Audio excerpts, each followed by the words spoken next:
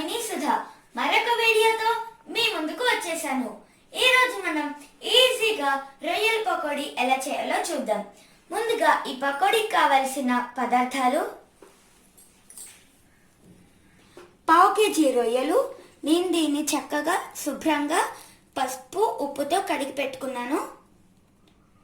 పసుపు కొంచెం, 1 స్పూన్ కారం, రుచికి తగినంత ఉప్పు, 1 స్పూన్ శనగపిండి, 3 స్పూన్ల కార్న్ఫ్లోర్. గార్నిష్ కోసం సన్నగా తరిగి పెట్టుకున్న పచ్చిమిరపకాయ ముక్కలు, ఉల్లిపాయ ముక్కలు, నిమ్మకాయ చెక్క,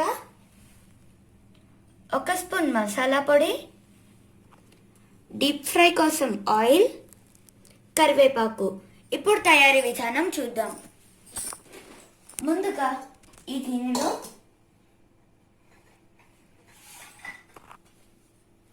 రొయ్యల్ని వేయాలి. ఆ తర్వాత అందులో కొంచెం ఉప్పు,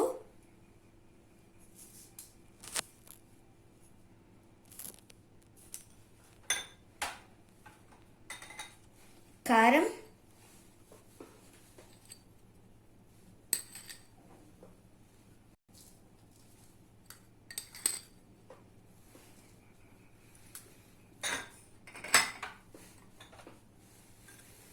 పసుపు,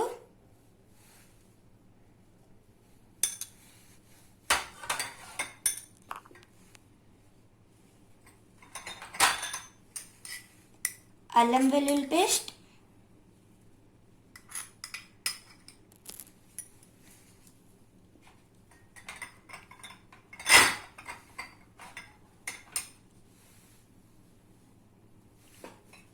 మసాలా పొడి,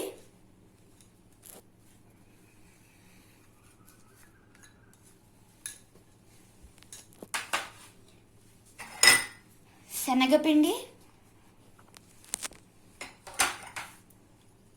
కార్న్ స్టార్చ్,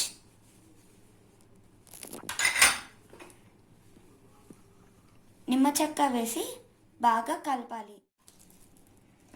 ఈ విధంగా బాగా కలిసిన తర్వాత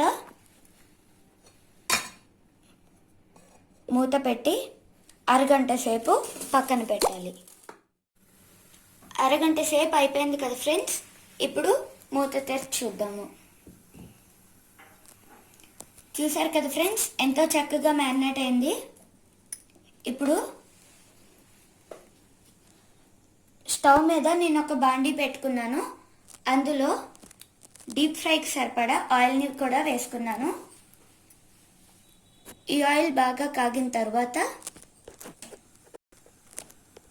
ఇందులో స్లోగా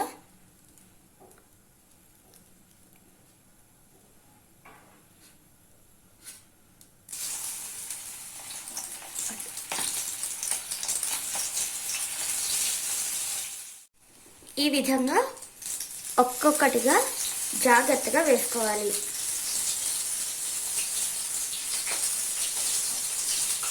తూలుతుంది కదా ఫ్రెండ్స్, చాలా జాగ్రత్తగా ఉండాలి కదా.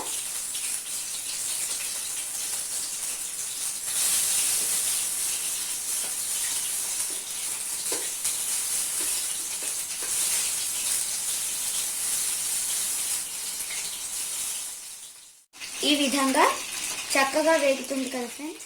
ఈ విధంగా బాగా వేగిన తర్వాత గిన్నెలోకి తీసుకోవాలి. గార్నిష్ కోసం తీసుకున్న కరివేపాకు, పచ్చిమిరపకాయల్ని ఒక్కసారి నూనెలో వేయించి స్టవ్ ఆఫ్ చేసుకుందాం. ఈ గార్నిష్ కోసం తీసుకున్నవి కూడా బాగా వేగాయి. ఇప్పుడు ఇవి గార్నిష్ చేసేసుకుందాం.